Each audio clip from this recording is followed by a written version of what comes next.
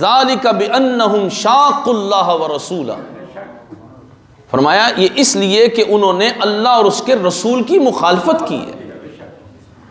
اللہ رسول کی مخالفت کرتے ہیں، اس وجہ سے رب ذوالجلال نے ان کے لیے پھر یہ حکم نازل فرمایا ہے وَمَن يُشَاقِقِ اللَّهَ وَرَسُولَهُ فَإِنَّ اللَّهَ شَدِيدُ الْعِقَابِ۔ رب ذوالجلال فرماتا ہے کہ جو اللہ اور اس کے رسول کی مخالفت کرے تو بے شک اللہ کا عذاب سخت ہے، اللہ کا عذاب شدید العقاب۔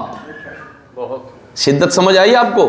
لوگ کہتے ہیں شدت کی باتیں نہ کرو، یہ تو رب ذوالجلال اپنا تعارف کرا رہا ہے کہ میں شدید العقاب ہوں، سخت عذاب دینے والا ہوں، سخت عذاب دینے والا ہوں۔ اور یہ بھی یاد رکھیں کہ یہ عذاب جو ہے اس کی دو قسمیں، ذالکم فذوقوہ، فرمایا یہ تو چکھو، یہ تو دنیا میں چکھو کہ فرشتے بھی اور مسلمان بھی تمہاری گردنیں اتاریں، تمہارے جوڑوں پہ ماریں، یہ تو دنیا میں چکھو۔ وَأَنَّ لِلْكَافِرِينَ عَذَابَ النَّارِ، اور بے شک کافروں کے لیے آگ کا عذاب ہے، آخرت میں ان کے ساتھ یہ ہونے والا ہے کہ انہیں اللہ تعالیٰ آگ میں بھی ڈالے گا۔ تو آگ میں ڈالنا یہ شدت ہے کہ نہیں؟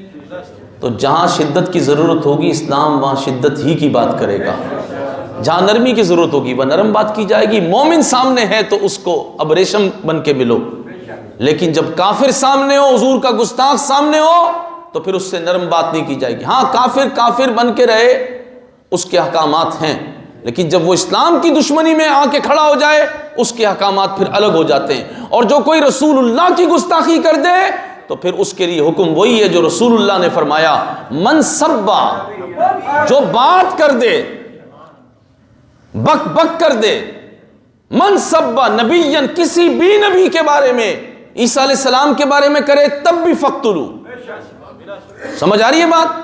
موسیٰ علیہ السلام کے بارے میں کرے تب بھی فقتلو، نوح علیہ السلام کے بارے میں کرے تب بھی، ابراہیم علیہ السلام کے بارے میں کرے تب بھی فقتلو۔ جب ان کے بارے میں بھی فقتلو تو رسول اللہ کا گستاخ ہوگا تو فقتلو۔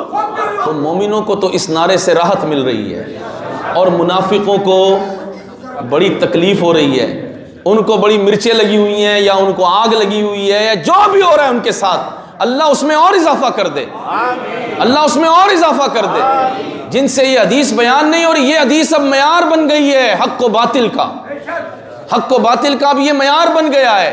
جو حق کا پرچم بلند کرنے والا ہوگا وہ برسر منبر بھی کہے گا من سب نبیًا، اسے کوئی شرم و عار نہیں ہوگی۔